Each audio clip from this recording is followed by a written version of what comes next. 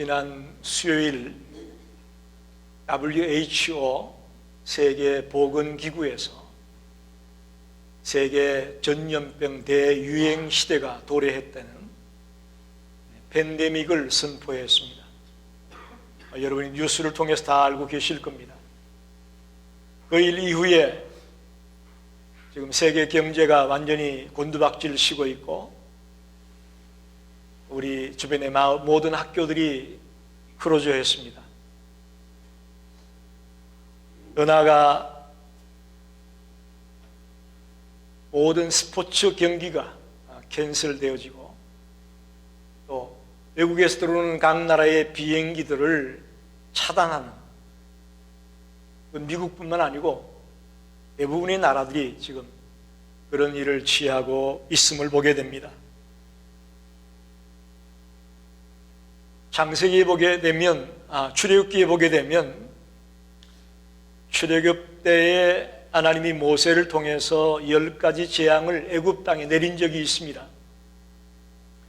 그때 온 애굽이 아비규환에 빠져들었던 장면을 우리가 기억하고 있는데, 지금 이 시대가 꼭 그와 같은 모습으로 진행되고 있음을 보게 됩니다. 더 나아가 두려움과 공포 속에 사람들이 사회적 거리두기라는 운동을 벌이고 있죠. 적어도 2m 이상은 떨어져서 대화도 하고 관계를 맺어야 된다라는 그런 사회적 거리두기 운동을 벌이고 있는데, 이 일로 인해서 오는 문제가 뭐냐? 우울증에 빠져든다는 거예요. 사람들이 우울증에 빠져들고 갖가지 정신질환을 호소하는 자들이 우리 주변에 많이 일어나고 있다는 겁니다. 백신도 없습니다. 치료제도 없습니다. 모든 사람들이 불안해하고 두려워하고 있습니다. 이번 한 주간 이런 상황에서 우리 성도들이 어떤 말씀을 전해야 될까? 이런 상황에서 어떻게 하나님의 말씀을 증거해야 될까? 깊이 고민하고 묵상하는 중에 베드로 전서의 말씀을 강해하려고 합니다. 베드로 전서는 초대교회 때 로마 황제의 그 박해로 말미암아 어려움과 위기 가운데 놓여있던 성도들에게, 즉 고난 가운데 놓여있던 성도들에게 주님을 바라보고 소망을 가지라고 외치는 메시지가 베드로 전서의 내용입니다. 로마 황제의 핍박과 박해로부터 엄청난 고난과 어려움 속에 있던 성도들에게 소망을 가져라, 주님 안에서 소망을 가져야 된다라고 외치고 있는 메시지가 베드로 전서의 말씀입니다. 저와 여러분이 이 뒤숭숭한 시대에 살면서 낙심하고 좌절하고 실망하기 쉬운 이때에 주님 안에서 소망을 갖게 되고 주님 안에서 힘을 얻게 되는 그런 성도들이 되시길 간절히 축원합니다. 그래서 베드로 전서를 연속해서 설교하려고 합니다. 오늘 첫 시간으로 편지입니다. 베드로 전서는 편지이기 때문에 발신자가 누구고 수신자가 누구인지를 밝혀주고 있는 것이 오늘 읽은 본문입니다. 사도 베드로가 소아시아 지역에 흩어져 있는 성도들에게 은혜와 평강이 넘치기를 인사하고 있습니다. 발신자가 누구고 수신자가 누구고 또 그들에게 은혜와 평강이 넘칠 것을 인사하고 있는 그런 말씀이 오늘 읽었던 말씀입니다. 먼저 베드로는 자기를 예수 그리스도의 사도라고 간단하게 설명하고 있습니다. 우리가 알다시피 베드로는 12제자 중에 한 사람입니다. 그에 대해서 다양한 설명을, 수식어를 붙일 수 있지만 간단하게 예수 그리스도의 사도라는 말로 간략하게 자기를 소개합니다. 이 사도라는 말은 헬라어로 아포스톨로스, 아포스톨로스, 보냄을 받은 자, 그런 뜻이 보냄을 받은 자. 즉 예수 그리스도로부터 보냄을 받은 자다라는 그런 뜻이 사도라는 뜻입니다. 여기서 중요한 것은 베드로가 아무리 자기가 나는 예수 그리스도의 사도다, 예수 그리스도가 나를 보냈다라고 얘기할지라도 예수님이 보내지 않았다면 거짓말이죠. 그렇죠? 내가 아무리 난 사도다 얘기해도 정작 예수님이 베드로를 보내지 않았다면 이건 거짓말입니다.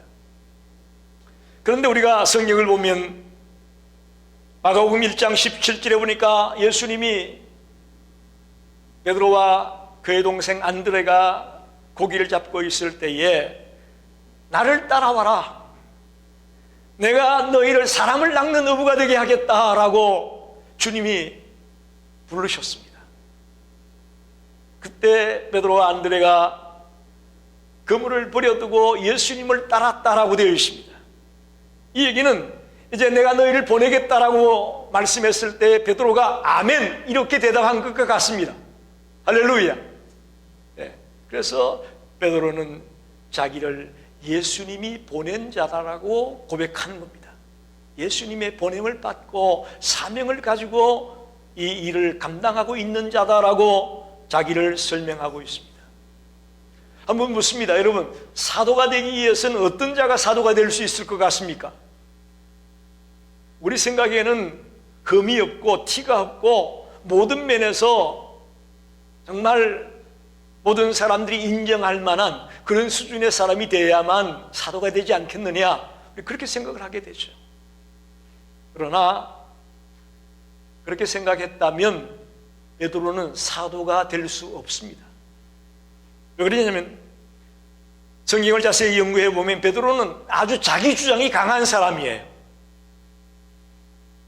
남의 얘기를 잘 듣지 않고 자기 주장이 강한 사람입니다.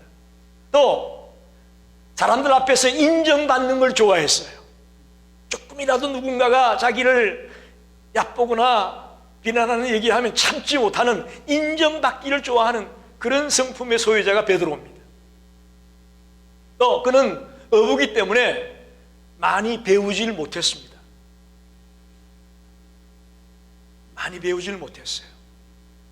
또 그는 주님을 믿는다고 큰 소리는 빵빵 쳤지만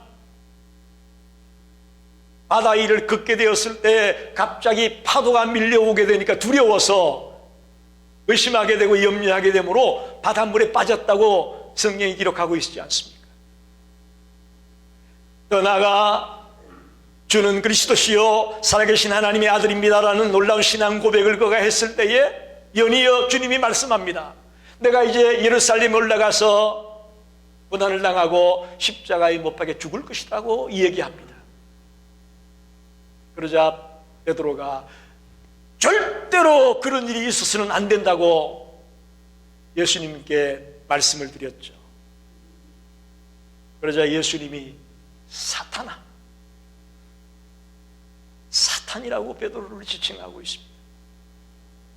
더 나아가 주님이 붙들려 갔을 때에 뒤를 쫓아가다가 계집종 앞에서 주님을 모른다고 3번이나 부인까지 했던 베드로임을 우리가 알고 있습니다.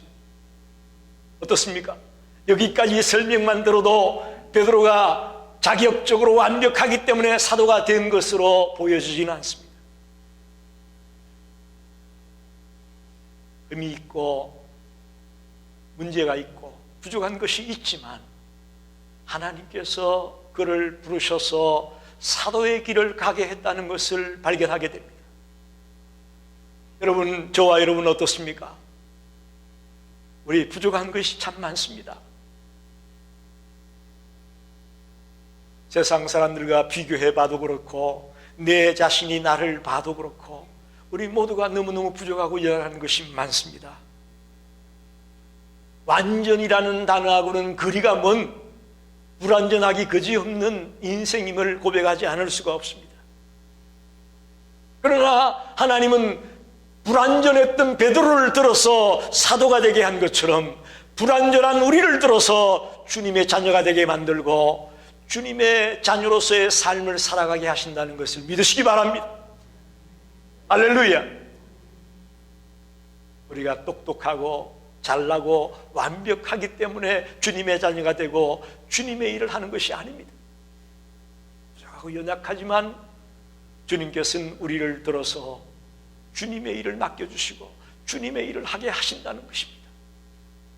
우리 모두 예수 그리스도의 사도 베드로라는 그런 고백과도 같이 저와 여러분이 못나고 부족하고 어리석지만 하나님이 부르셔서 하나님의 자녀 삼으시고 하나님이 일을 맡겨줘서 그 일을 감당하고 있는 자라는 그런 확신을 갖게 되시기를 간절히 축원합니다. 우리 교회는 일꾼이 많이 필요합니다. 여러분께서 내가 아니면 누가 하겠지라는 생각을 갖지 마시고 하나님이 나를 부르셔서 이 일을 맡겨주셨구나, 이 일을 맡겨주셨구나 하는 그런 확신을 가지고 삶을 살아가는 성도가 되시기를 간절히 부탁을 드립니다. 두 번째는 이 편지를 받아보는 사람이 누구냐? 흩어진 나그네라고 말하고 있습니다. 본도, 갈라디아, 갑바도기아, 아시아, 비두니아라는 단어는 어떤 단어냐 하면 소아시아 지역의 지역 이름입니다. 즉 소아시아의 흩어진 나그네, 즉 디아스포라를 말하죠. 흩어져 있는 모든 성도들에게 이 편지를 보낸다라는 겁니다. 이 성도들 중에는 유대인이었다가 예수를 믿게 된 유대인 그리스도인고 이방인이었다가 예수를 믿게 된 이방인 그리스도인도 있습니다. 이 초대교회 안에는 두 부류의 크리스찬이 있습니다. 하나는 유대인이었다가 예수를 믿게 된 유대인 그리스도인이 있고 이방인이었다가 예수를 믿게 된 이방인 그리스도인이 있습니다. 즉 흩어진 나그네는 이 모두를 다 포함한 모든 교인들을 의미합니다. 우리가 신약을 공부하면서 바울 서신이 있고 공동 서신이 있다고 배웠습니다. 바울 서신이 모두 13권인데 바울 서신은 사도 바울이 특정 교회에다 보내는 편지입니다. 특정 교회. 예를 들면 에베소서 그러면 에베소 교회에 보내는 거예요. 갈라디아서 그럼 갈라디아 교회에 보내는 편지입니다. 대부분의 바울 서신은 특정 교회에 보내는 편지입니다. 그런데 공동 서신은 히브리서, 야고보서, 베드로 전후서, 요한 1, 2, 3서, 유다서 이 8권을 공동 서신이라고 하는데 이 공동 서신은 한 교회에 보내는 것이 아닙니다. 그곳에 흩어져 있는 모든 교회 성도들에게 해람 편지처럼 그 교회가 읽고 옆에 교회가 돌아가면서 읽고 또 옆에 교회가 읽고 초대교회 모든 교회들이 공동적으로 보게 되는 편지, 그것이 공동 서신이에요. 베드로전서는 그런 서신입니다. 그래서 흩어진 나그네들에게 이 편지를 보냈다. 초대교회 모든 성도들에게 이 편지를 보냈다라는 말입니다. 특별히 그런 성도들의 이름을 나그네라고 표현하는 데 우리가 포커스를 맞춰야 됩니다. 왜 성도들을 보고 나그네라고 했을까? 나그네는 이 세상에 살지만 이 세상에 속하지 않으며 참된 본향을 바라보며 살아가는 자가 나그네다, 그렇게 말할 수 있습니다. 오늘 저와 여러분은 나그네일까요? 여기가 본향일까요? 할렐루야. 대답은 똑부러지게 하시네. 여기가 우리의 본향이 아닙니다. 죄송하지만 우리의 본향은 하나님의 나라라고 성경은 말씀하고 있습니다. 그러니 우리는 이 땅에서의 삶을 나그네의 삶이라고 생각하고 살아야 되는 거예요. 근데 속신하게 나그네로 살고 있습니까? 라고 물을 때에 아멘이 나오기가 쉽지 않습니다. 왜? 여기가 본향인 것처럼 우리가 살고 있잖아요. 저만 그런가요? 다들 안 그런 것처럼 시침이 뚝 뜨여 앉아 계시는데 우리 모두가 여기가 본향인 것처럼 살고 있다고요. 가끔 성도들끼리 대화를 주고받는 것을 가만히 옆에서 들으려고 해서 듣는 게 아니고 들려와서 듣게 되면 어떤 얘기가 주고받느냐? 어떻게 하면 돈 많이 벌까? 어떻게 하면 우리 자식들이 좋은 대학에 갈까? 또 여자분들은 어떻게 하면 좀 예뻐질까? 아직 시집장가 못 간 친구들은 어떻게 하면 좀 조건이 좋은데 시집장가 갈 수 있을까? 그게 누가 주고받는 얘기라고요? 크리스찬들이, 나그네 삶을 살고 있는 우리 크리스찬들이 난 크리스찬들과 같은 똑같은 모습으로 대하고 있고 관심을 가지고 살고 있다는 것입니다. 여러분, 우리가 나그네가 아니고 주인처럼 살고 있다면, 이 땅이 내 고향인 것처럼 살고 있다면 바꾸셔야 됩니다. 바꾸셔야 돼요. 주님을 위해 살기보다는 주님을 이용해서 이 땅에서 떵떵거리고 행복하고 넉넉하게 잘 살겠다는 마음이 있다면 그건 주님의 가르침하고는 거리가 멉니다. 주님은 이 땅을 나그네처럼 살라고 말합니다. 언제든지 주님이 부르시면 떠나갈 준비를 하고 살아야 된다고 말하고 있습니다. 그래서 베드로는 의도적으로 흩어진 나그네에게 이 편지를 보낸다라고 얘기하는 거죠. 우리 성도들을 나그네라고 분명하게 인식시켜주기를 원하는 거죠. 여러분, 우리의 시민권이 어디에 있습니까? 물론 미국의 시민권도 있겠지만 하나님 나라의 시민권이 있음을 믿으시기 바랍니다. 그래서 우리가 장례식장에 가게 되면 천국 한송 예배라고 예배를 드리지 않습니까? 왜 천국 한송 예배입니까? 우리의 시민권이 하나님 나라에 있기 때문에 우리가 눈을 감고 이 세상을 떠나게 되면 우리는 우리의 본향으로 가게 되는 천국 한송 예배를 드려주는 거예요. 그렇게 볼 때에 나그네라는 말은 참 의미가 있습니다. 세상이 뒤숭숭하다 보니까 그냥 나그네 세상 빨리 떠나갔으면 좋겠다는 마음을 먹어서 하는 얘기가 아니고, 정말 우리는 우리의 본향이 하나님의 나라임을 늘 생각하고 믿고 이 땅에서의 삶을 살아가게 되는 나그네가 되시기를 간절히 부탁드립니다. 세 번째로 오늘 중요한 것은 우리의 구원은 삼위일체 하나님에 의해서 이루어지는 것임을 가르치고 있습니다. 보통은 우리가 누구든지 예수 그리스도를 믿으면 구원을 받습니다, 그렇게 알고 있죠. 그러니까 우리의 구원을 이루는 분은 성자 예수님이 우리의 구원을 이루어주는 분으로 대부분 인식합니다. 그러나 더 엄밀하게 얘기하면 우리의 구원은 성부 하나님과 성자 예수님과 성령 하나님, 이 삼위의 하나님이 함께 이루는 역사임을 믿으시기 바랍니다. 예수님만이 하는 거 아니에요.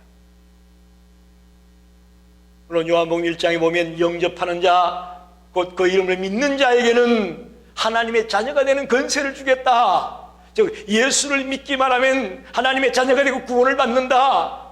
꼭 예수님이 구원을 이루는 분으로 표시되고 있는 것처럼 보여집니다만, 더 깊이 성경을 연구해 가면 성부 하나님과 성자 예수님과 성령 하나님, 이 삼위의 하나님이 함께 우리 한 사람 한 사람을 구원하는 역사를 이루고 있음을 말하고 있습니다. 자, 2절을 보십시다. 곧 하나님 아버지의 미리 하심을 따라 성령이 거룩하게 하심으로 순종함과 예수 그리스도의 핏부림을 얻기 위하여 택하심을 받은 자들에게 편지한다. 택하심을 받은 자라는 말이 나오죠. 택하심을 받은 자에게 편지한다. 이 택하심을 받은 자가 누굴까요? 이게 흩어진 나그네예요. 흩어진 나그네는 성도라고 했는데 그 성도가 바로 누구냐? 택하심을 받은 자예요. 저와 여러분이 주님의 택하심을 받은 자임을 믿으시기 바랍니다. 그래서 1절 하반에 나오는 흩어진 나그네, 또 2절에 나오는 택하심을 받은 자, 다 동일한 인물을 말합니다. 예수 그리스도를 나의 구주로 영접함으로 믿음으로 구원받은 백성들을 흩어진 나그네라고 표현을 하고 택하심을 받은 자라고 표현하고 있는 것이죠. 자, 보세요. 먼저 하나님이 미리 아심을 따라 택했다는 거예요. 이게 굉장히 중요한 이야기입니다. 저를 보세요. 칼빈이라는 신학자는 예정론을 주장했습니다. 하나님이 창세전에 구원받을 자들을 예정해서 그들을 부르셔서 구원한다는 것이에요. 이 칼빈의 예정론이에요. 로마서 8장 29절로 37에 보면 미리 아신 자를 정하시고 또 정한 자를 부르시고 부르신 자를 의롭다고 하시고 또 의롭다고 한 자를 영화롭게 하겠다. 할렐루야. 로마서 8장 29절로 30절 말씀, 굉장히 중요한 성경 구절이에요. 이걸 구원의 서정이라고도 말합니다. 우리가 구원받게 되는 하나의 순서가 이렇게 진행이 된다. 미리 아시고 또 정하고 부르시고 의롭게 하고 영화롭게 한다. 그렇게 성경을 말하고 있습니다. 그거를 근본 사상의 뿌리로 가지고 칼빈이 예정론을 주장했습니다. 반면에 잔 웨슬리는 자유의지론을 주장하고 있습니다. 자유의지. 인간이 자유의지에 따라 예수를 믿으면 구원받는 거고 예수를 믿지 않으면 구원받지 못한다. 이게 웨슬리의 자유의지론이에요. 요한복음 3장 16절에 하나님이 세상을 이처럼 사랑하사 독생자를 주셨으니 이는 그를 믿는 자마다 멸망치 않고 영생을 얻는다. 이게 뭐예요? 이는 그를 믿는 자마다, 이건 무슨 뜻이에요? 누구든지 믿기만 하면 구원을 받는다라는 의미가 담겨 있죠. 어떻게 보면 잔 웨슬리는 자유의지론을 이 성경 구절에서 발견해냈다고도 말할 수 있습니다.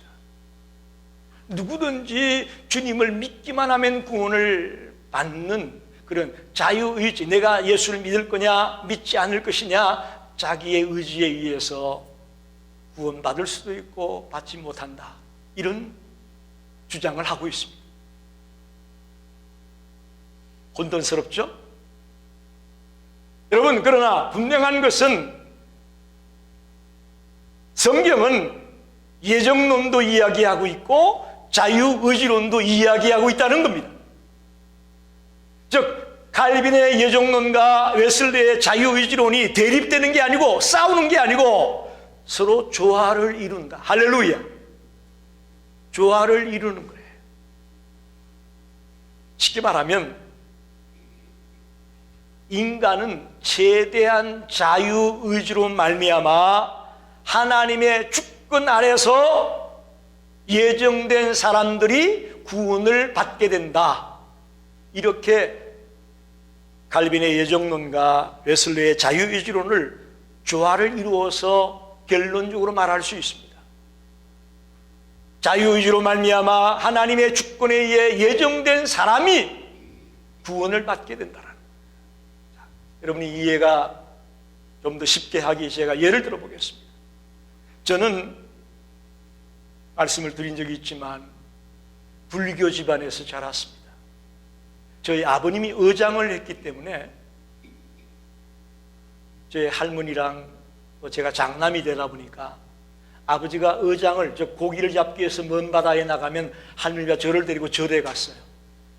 절에 가서 비나이다 비나이다 우리 아들 풍랑 만나지 않고 사고 나지 않고 잘 돌아오게 해 주십시오 라고 빌었던 집안에 자랐습니다. 그런데 어떻게 된 연고인지 제가 교회에서 하는 유치원을 갔어요.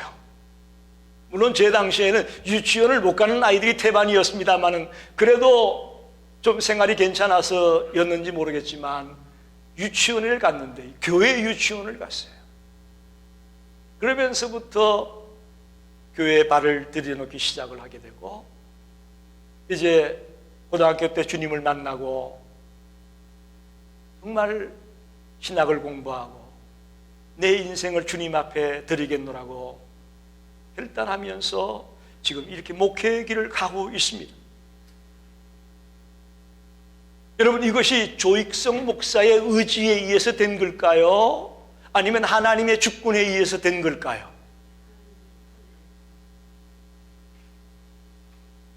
저의 문제인데 여러분에게 물어서 죄송합니다만 저는 아무리 생각을 해봐도 이게 내 의지로 되었다고 난 고백을 할 수가 없습니다. 이게 내 의지로 할 수가 없습니다.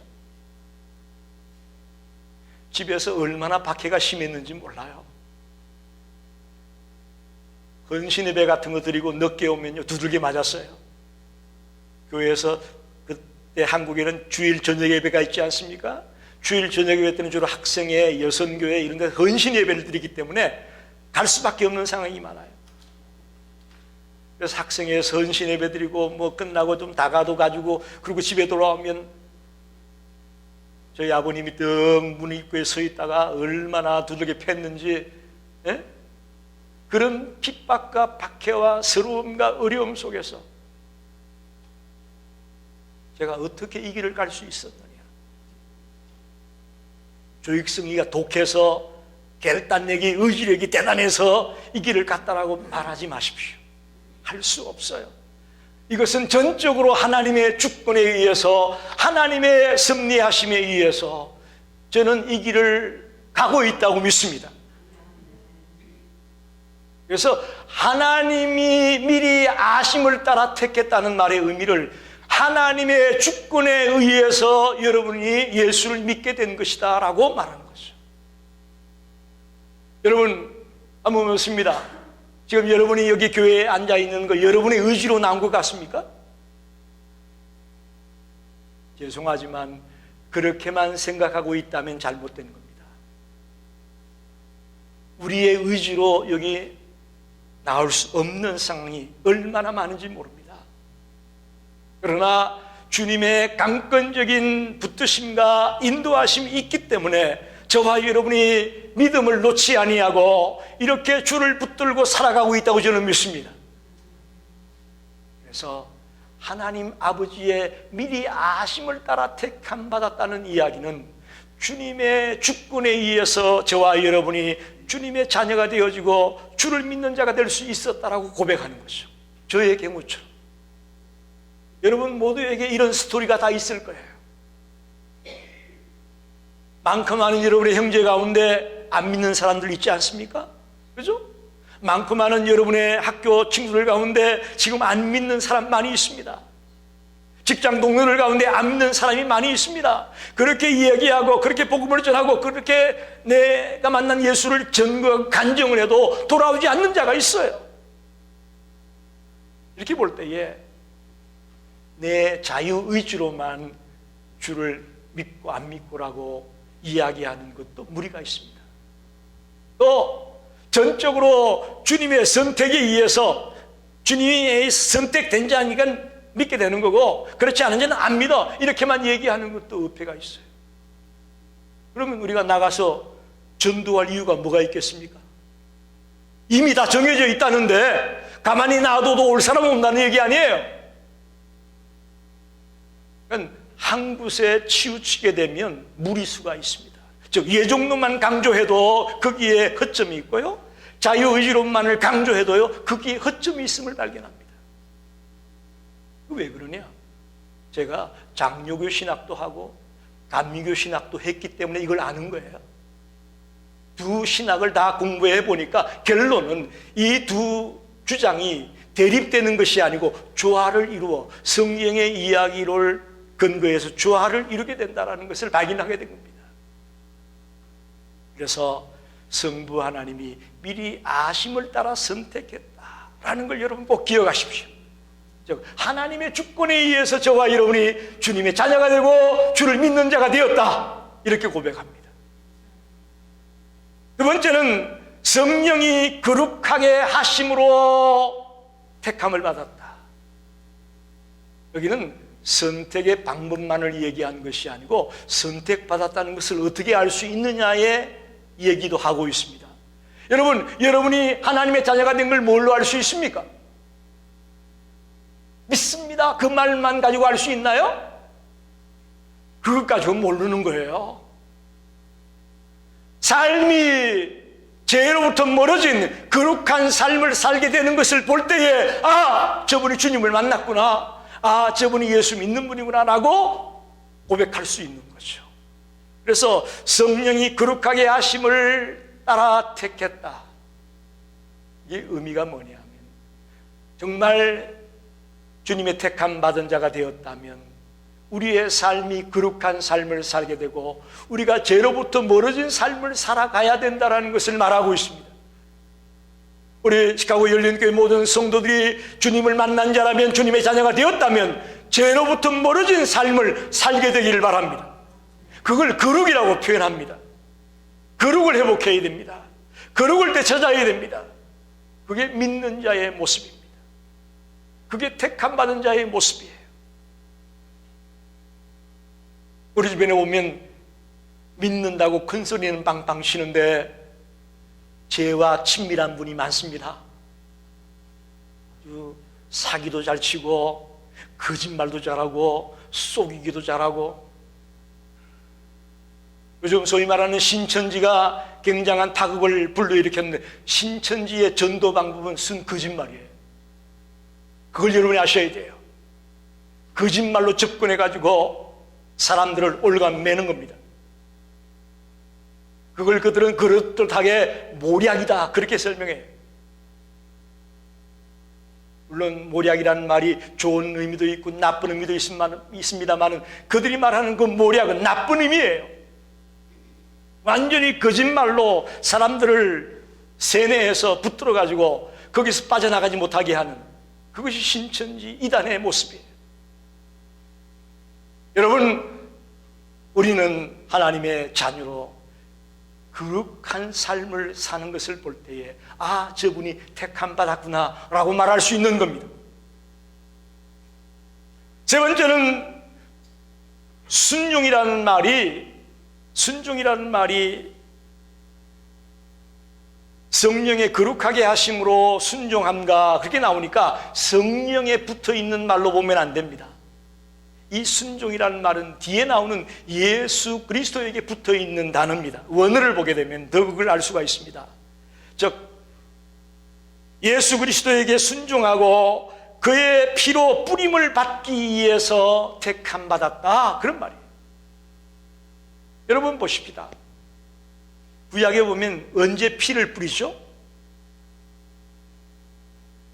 우리가 제사를 드리게 되면, 제물을 가져가게 되면 제사장이 번제단에서 그 제물을 잡고 그 피를 가지고 제사장이 성소에 들어가고 또 지성소에 들어갑니다. 지성소에 들어가면 속죄소라는 것이 있습니다. 거기에 그 제물의 피를 뿌리는 거예요. 그건 무슨 의미죠? 그 제물을 가지고 제사 드리러 온 자의 죄를 사하해 주는 행위가 피를 뿌리는 행위입니다. 즉 예수님의 십자가의 보혈의 공예로 저와 여러분이 죄 사함을 받는 의미가 이 피뿌림의 의미에 담겨 있습니다. 할렐루야.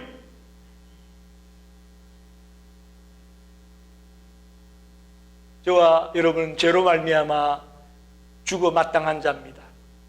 그런 우리가 주님의 십자가에서의 피뿌림으로 살림을 받게 되었다는 것이죠. 그래서 피뿌림을 받게 하기 위해서 우리를 택했다. 주님의 보혈로 제사함 받고 구원받게 하려고 우리를 부르셨다라는 것입니다. 그리고 순종이라는 말이 나옵니다. 순종이란 하나님의 말씀을 따라 행하는 것을 말합니다. 조금 전에 택함 받은 것을 뭘로 알 수 있느냐? 거룩이라는 것을 가지고 알 수 있다고 했는데 또 하나 택함 받은 걸 뭘로 알 수 있느냐? 순종을 가지고 알 수가 있습니다. 조그만 것 하나라도 주의 말씀에 순종하려고 몸부림을 치는 저와 여러분 되기를 바랍니다. 대부분이 보면요, 작은 것은 대수롭지 않게 생각하고 큰 것만 순종하면 된다고 생각합니다.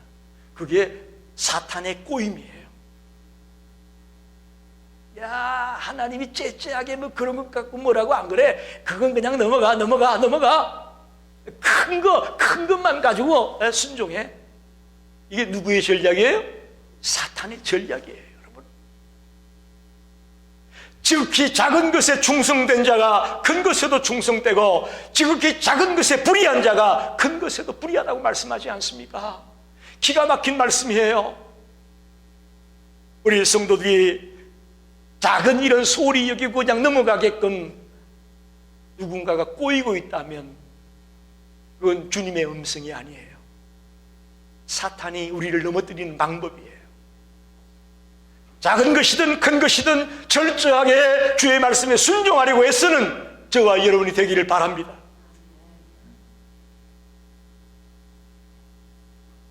말씀을 정리합니다. 우리는 지금 한 번도 경험해 본 적이 없는 그런 시대를 살고 있습니다. 그렇죠? 여러분 아마 처음이죠? 이런 일은? 정글이 살아오면서 이 바이러스 때문에 학교도 못 가, 뭐 모든 게 차단이 돼, 심지어 예배도 못 드려, 직장에도 못 나가. 지난주에 잠깐 볼 일이 있어서 샘스를 갔더니 물이 하나도 없고요, 토일렛 페이퍼가 하나도 없어요. 그리고 웬 먹을 것들을 그렇게 잔뜩 사는지, 저는 미국 사람들은 사재기 안 할 줄 알았어요. 지금 세상이 그렇게 흐르고 있습니다. 그렇게 흐르고 있어요. 여러분, 이럴 때 모든 사람들이 실망합니다, 좌절합니다, 두렵습니다. 어찌할 바를 모릅니다. 그런 성도들은 오늘 말씀을 통해 나는 주님의 택함 받은 자로 성도가 되었으니 주님을 바라보며 소망 가운데 희망을 가지고 살아가야 되겠다라고 결단하기를 바랍니다. 하나님 아버지의 미래하심과 성령의 거룩하게 하심과 예수 그리스도께 순종하고 핏부림을 받기 위해서 우리를 택해서 주님의 자녀가 되게 했다는 겁니다. 저와 여러분이 주님의 자녀가 된 이 사실을 감격하게 되시기를 바랍니다. 구원의 감격, 이거 잃어버리면 끝나는 거예요. 오늘 많은 성도들이 신앙이 냉랭해지고 신앙이 시들어지는 이유는 뭐냐? 구원의 감격을 잃어버렸기 때문이에요.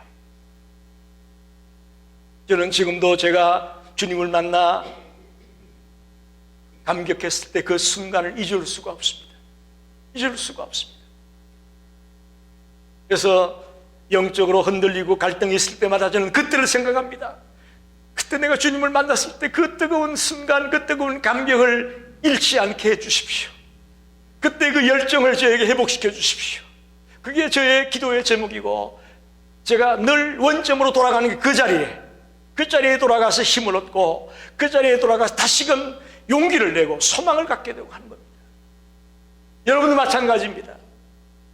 많고 많은 사람 가운데 하나님이 여러분을 택해서 하나님의 자녀를 삼으시고 이렇게 달려가고 있다는 확신을 가지시고 용기를 내시기 바랍니다. 베드로전서는 격려의 서신입니다. 소망의 서신입니다. 낙심한 자에게, 고난당해 어찌할 바 모르는 자에게 소망을 주기 위한 메시지가 베드로전서의 메시지입니다. 그런 자에게 은혜와 평강이 넘치기를 원한다라고 말하고 있습니다.